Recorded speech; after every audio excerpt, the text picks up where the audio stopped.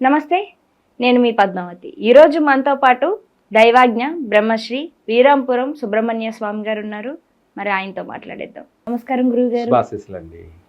గురువుగారు, మే నెలలో చూసుకున్నట్టయితే గనక తులా రాశి వారికి అసలు వీరికి ఏ విధంగా ఉండబోతుందంటారు? దాంతో పాటుగా వీరు ఏ ఏ విషయాల్లో ఖచ్చితంగా జాగ్రత్త అనేది పాటించాల్సి వస్తుందంట? చాలా మంచి విషయం అడిగారు.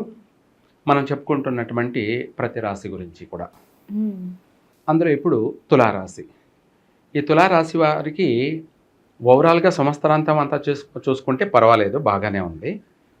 అయితే ప్రస్తుతం ఈ మాసం వచ్చేసి వైశాఖ మాసం, మే నెల అంత అనుకూలమైనటువంటి కాలం కాదని చెప్పుకోవాలి.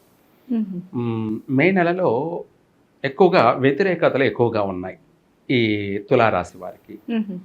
ఇంపార్టెంట్ పనులు ఏదైనా సరే చేయకపోవడం చాలా మంచిది. అంటే అలా అనేసి ప్రతిదీ మనం చేయకుండా ఒక ఇంట్లో మూల కూర్చోవాల్సిందే అని అంటే కాదు, చెయ్యాలి. అయితే మన చిన్న చిన్న పనులన్నీ మనం చేసుకోవచ్చు ప్రతి విషయాల్లో కూడా. అలాగే ముఖ్యమైన జీవితానికి సంబంధించినటువంటి పనులు ఏవైనా సరే, ఇంపార్టెంట్ పనులు ఈ మే నెలలో చేయకపోవడం మంచిది. తర్వాత కావాలంటే చేసుకోవచ్చు. అయితే ఏమిటి అందులో అంటే, ఇప్పుడు ఎవరైనా సరే ట్రావెల్స్ వ్యాపారం చేయాలనుకున్నా కానీ, లేదనుకోండి ఒక హోటల్ బిజినెస్ చేయాలనుకున్నారనుకుందాం. హోటల్ బిజినెస్ అంటే ప్రపంచంలో అత్యంత మంచి బిజినెస్ ఏదన్నా ఉంది అంటే అది ఫుడ్ బిజినెస్, హోటల్ బిజినెస్. ప్రపంచంలో ఈ రోజున ఇంట్లో ఎవరు చేసుకొని తినడం లేదు. అందరూ కూడా వాళ్ళ బిజీలో బయట హోటల్ ఫుడ్డే తింటున్నారు. మరి హోటల్ పెడితే బాగా జరుగుతుందని పెడతారు, కానీ ఆ హోటల్లో నష్టపోయిన వాళ్ళుగా ఉన్నారు. అవును, అది చాలా మంచి బిజినెస్సే. 3 పూట్ల తినాల్సిందే, 3 పూట్ల కాదు 6 పూట్లైనా తినాల్సిందే. నోరూరించే ఇది ప్రతి ఒక్కరికి ఏదైనా చూడగానే తినాలనిపిస్తుంది, తింటారు కూడా. అది మంచి బిజినెస్సే. కానీ అలా అనేసి మనం ఎప్పుడు పడితే అప్పుడు చేసామనుకోండి, ప్రారంభం చేసామనుకోండి, నష్టపోక తప్పదు. అలా ఇలా పెట్టేసి అలా నష్టపోయి తీసేసినటివి ఎన్నో బిజినెస్లు, హోటల్ బిజినెస్ అంటే లక్షల్లో కోట్లలో లాస్ అయిన వాళ్ళు కూడాను అనమాట. మరి ఇది మంచి బిజినెస్సే కదా, ఎందుకు నష్టపోయామంటే అదే మనం ప్రారంభం చేసే సమయం బాగలేకపోవడం. ఇది అందరికీ అవగాహన ఉండదు. దాన్ని అవగాహన చేసుకోండి అని. రెండోది ఏంటంటే, ఎవరు ఎలా పోతే నాకేం అవసరం లేదు, కానీ ఒక గురువుగా మనం వీలైనంత వరకు మన ప్రయత్నం ఏంటంటే ప్రతి ఒక్కరిని కాపాడే బాధ్యత భగవంతుడు నాకు ఇచ్చాడు కాబట్టి దాన్ని నేను చెప్పడం మాత్రమే. అది వినడం వినకపోవడం వాళ్ళ వ్యక్తిగత ఇష్టాలు, అది వేరే. ఆ వినే కొంతమంది కోసమైనా మనం చెప్పడం. ఎవరైనా ఇంట్లో తల్లిదండ్రులు ఉన్నారు, తల్లిదండ్రులు అంటే ఒక 2, 4 పిల్లలు ఉన్నారు. తల్లిదండ్రులు ఆ నలుగురికి చెప్తారు. అందులో ఎవడైతే చేశాడో చెప్పిన పని ఇంకా తల్లిదండ్రులు ఇద్దరూ కలిపి వాడికి చెప్తూ ఉంటారు. ఎవరికి? ఆ చేసేవాడికి. అవును, చేసేవాళ్ళకే చెప్తారు. చేసేవాడికి చెప్తుంటారు. ఎందుకు చెప్తారు? చేస్తున్నాడు కాబట్టి. అవును. మిగతా వాళ్ళు చెప్తే వాళ్ళు వినడం లేదు, చేయడం లేదు. వీళ్ళు చెప్పగానే వాడు వింటాడు, మంచివాడు అని చెప్పేసి వాడికి చెప్తారు, వాడే చేస్తుంటాడు. అలా అనేసి వాడు కష్టాలన్నీ నాకే వచ్చాయి, నేను ఒక్కడిని కష్టపడాలనా? 3 ఉన్నారు కదా, వాళ్ళకి చెప్పరు. వాళ్ళంటే తల్లిదండ్రులకి ఇష్టము, నేనంటే ఇష్టం లేను. ఎందుకంటే పని నాకే చెప్తున్నారంటే నేను ఇష్టం లేను, నన్ను కష్టపెడుతున్నారు నా తల్లిదండ్రులు అనుకుంటే పొరపాటే. నా తల్లిదండ్రులు నన్ను కష్టపెడుతున్నారు, అన్ని పనులు నాకే చెప్తున్నారు, నన్ను ఒక నిమిషం కూర్చోనియడం లేదు, కనీసం నన్ను నీళ్లు తాగనియడం లేదు, నన్ను పనుకోనియడం లేదు, నన్ను నిద్రపోనియడం లేదు, నాకు అన్ని పనులు చెప్తున్నారు, నేను ఈ పనులన్నీ చేయలేక చచ్చిపోతున్నానని వాడు భ్రమపడుతుంటాడు. ఎవడు? చేసేవాడు, మంచివాడు. తల్లిదండ్రులు ఏమనుకున్నారంటే మంచివాడు అనుకున్నారు.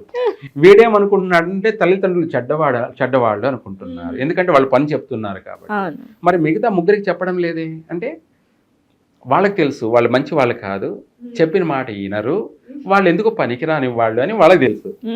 వీడు మంచివాడు, గుడ్ బాయ్ అని వీడికి చెప్తూ ఉంటారు. వీడు అపార్థం చేసుకున్నాడు. ఏమని? నా అన్ని పనులు నాకే చెప్తున్నారు అంటే వాళ్ళు ఇష్టమైన కొడుకులు, ముద్దుల కొడుకులు, నేను ఇష్టం లేని వాడిని అని చెప్పేసి వీడు అపార్థం చేసుకుంటున్నాడు. ఇక్కడ ఎవరిది తప్పు, ఎవరిది ఒప్పు, ఇవన్నీ కూడా ఏంటంటే మనము ఇందులో అర్థం చేసుకోవడం సాధ్యం కాని విషయాలు, అర్థం చేసుకోవడం సాధ్యం కాని విషయాలు.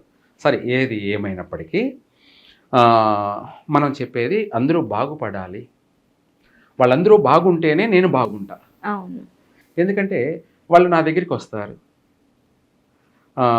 ఎంతో కొంత వాళ్ళు దక్షిణ ఫీజు ఇచ్చుకుంటారు, నన్ను అడిగి చెప్పించుకుంటారు, లేదంటే నా దగ్గర ఏదైనా వాళ్ళు కావాల్సింది చేయించుకుంటారు. దానివల్ల నాకు లాభమేక. వాళ్ళు బాగున్నారు కాబట్టి నేను బాగుంటా, వాళ్ళు బాగలేకపోతే నాకు లాభం ఏమిటి? కాబట్టి 100% అందరూ బాగుండాలని కోరుకునేవాడిని గురువు. అది ఎవరైనా కూడా, ప్రతి ఒక్కరు కూడా ముఖ్యంగా బాగుండాలని కోరుకుంటారు. ఆ విధంగా చూసుకుంటే ఈ యొక్క తులారాశి వారికి ఈ సంవత్సరం ఇంపార్టెంట్ పనులు, ముఖ్యమైన పనులు ఈ సంవత్సరంలో మే నెలలో మాత్రమే. సంవత్సరాంతం తీసుకుంటే బాగుంది, మే నెలలో మాత్రమే వీరికి అంత అనుకూలం లేదు. కాబట్టి ఒక వ్యాపారం చేయాలనుకోండి, చేయకపోవడం మంచిది. ఏదైనా కొత్త వ్యాపారం చేయాలనుకుంటే చేయకపోవడం మంచిది, మళ్ళీ తర్వాత చేసుకోవచ్చు, చూసుకొని మంచి మాసంలో ప్రారంభం చేసుకోవచ్చు. నష్టపోయే అవకాశాలు ఎక్కువగా ఉన్నాయి. ఇదే కాకుండా విదేశీయాన యోగం అంటే విదేశాలు వెళ్ళాలి అని ప్రయత్నం చేస్తూ ఉంటారు. నన్ను అడిగితే వాళ్ళు చేయకపోవడం కూడా మంచిదే, లేదంటే ఈ మాసంలో వెళ్ళకపోవడం కూడా మంచిదే. తర్వాత వాటిని మనము మార్చుకునే ప్రయత్నం చేయడం మంచిది. ఎందుకంటే మనం అక్కడికి వెళితే అక్కడ మనకు ప్రశాంతంగా మనం అక్కడ సెటిల్ కావాలి కదా. అవును. మనకు మంచి మాసం కాదు కాబట్టి అక్కడ పోవడం జరుగుతుంది.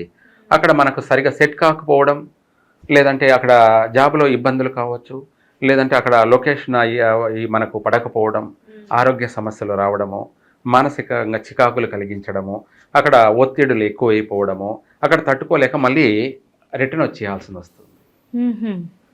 ఈ పోవడము మళ్ళీ రావడం, డబ్బు నష్టం అనేది జరిగిపోతుంది. ఇంకా కూడా చెప్పాలి అంటే ఎన్నో వింతలు విచిత్రాలు, ఎన్నో నష్టాలు. అది ఏ నష్టం అని చెప్పలేము, ఒక రకంగా కాదు. ఇలాంటి సమస్యలన్నీ కూడా అక్కడ స్థిరపడకుండా నష్టపోయే అవకాశం కూడా ఉంటుంది. అందుకనేసి ఈ నెలలో పోకపోవడం మంచిదని చెప్పడం. అలాగే వివాహ ప్రయత్నాలు కొత్తగా చేయాలనుకున్న వాళ్ళు చేసుకోకపోవడం మంచిది, తర్వాత చేసుకోండి, బాగుంటుంది. మొత్తం మీద ఓవరాల్గా ఈ తులారాశి వారికి అంత మే నెల అంత అనుకూలమైనటువంటి కాలం కాదు. చిన్న చిన్న పనులన్నీ కూడా చేసుకోండి ప్రశాంతంగా. ముఖ్యమైన విషయాలు, ఇల్లు కొనాలనుకున్న వాళ్ళు తర్వాత మాసంలో కొనుక్కోవడం మంచిది, ఈ నెలలో కొనుక్కోవడం మంచిది. ఎందుకంటే ఈ నెల కొంటే ఏమవుతుంది, పర్వాలేదు అని కొంటారు. కొన్న తర్వాత ఆ ఇల్లు వాళ్లకు కలిసి రాకపోవడం, ఆ ఇంట్లోకి పోయిన తర్వాత రుణ బాధలు ఎక్కువైపోవడం, లేదా వీళ్ళకే ఆరోగ్య సమస్యలు ఎక్కువగా ఇబ్బందులు పెట్టడం, లేదంటే ఆ ఇంట్లో వాళ్ళకి మనశ్శాంతి లేకపోవడం, మనస్థిమితం లేకపోవడం, కనీసం నిద్ర పట్టకపోవడం, చెడు కళలు విపరీతంగా వస్తూ ఉండడం, ఎన్ని ప్రయత్నాలు చేసినా అన్ని ఆపోజిట్ రివర్స్ కావడం, తర్వాత మళ్ళీ కొన్నేళ్లకు ఆ ఇల్లుని అమ్ముకోవాల్సిన పరిస్థితి రావడం, ఇటువంటి అన్నీ కూడా జరిగే అవకాశాలు ఉన్నాయి. అందుకనేసి ఈ తులారాశి వాళ్ళు ఇంపార్టెంట్ పనులు, ముఖ్యమైన పనులు చేయకపోవడం చాలా మంచిది. వాళ్లకు బాగుండడం కోసమే ఈ సలహా. అలాగే చిన్న చిన్న విషయాలు ఏదైనా సరే మామూలు కామన్ నిత్య కృత్య కార్యక్రమాలన్నీ కూడా చేసుకోవచ్చు. ప్రతిదీ కూడా బాగుండడం కోసం ఇట్లా ఇంకా కూడా కొన్ని బాగుండాలి అంటే ఈ రాశి వాళ్ళు, తులారాశి వాళ్ళు ఈ మే నెలనే కాకుండా ఈ సంవత్సరాంతం అంతా కూడా జంట నాగులు ఉంటారు కదా, నాగరాజు అనుకోండి, నాగదేవతలు, లేదా పుట్టకు సంబంధించి వీలైనంత వరకు నాగులకి తడి బట్టలతోటి మంగళవారం ఆర్థిక పరంగానూ బాగుండడం కోసం, ఆరోగ్యపరంగానూ బాగుండడం కోసం, అన్నీ కలిసి రావడం, అనుకూలించడం కోసము వీళ్ళు తడి బట్టలతో పసుపు దారం తీసుకొని ఆ విగ్రహాలకు చుట్టడం కానీ, లేదనుకోండి పుట్టకు చుట్టడం కానీ ఇది కాకపోతే కుదరకపోతే లేకపోతే రావి చెట్టు వేప చెట్టు రెండు కలిసి ఉన్నది కళ్యాణం జరిపినటువంటి చెట్టుకి పసుపు దారం చుట్టడం కానీ, అది ఉదయం సూర్యోదయం సమయంలో కానీ సూర్యోదయానికి ముందు కానీ ఇలా ఆదివారం లేదా మంగళవారం లేదంటే శుక్రవారం ఈ 3 రోజుల్లో కూడా వీలైన వారికి, అందరికీ కుదరాలంటే కుదరదు కదా, అంటే వాళ్ళు జాబులు కొంతమందికి పొద్దున్నే తెల్లవారుజామునే ఉంటాయి కాబట్టి ఆదివారం అయితే హాలిడే ఉంటుంది కాబట్టి ఆదివారం చేసుకోవచ్చు, లేదు కుదిరితే శుక్రవారం చేసుకోవచ్చు, లేదా మంగళవారం ఇంకా మంచిది.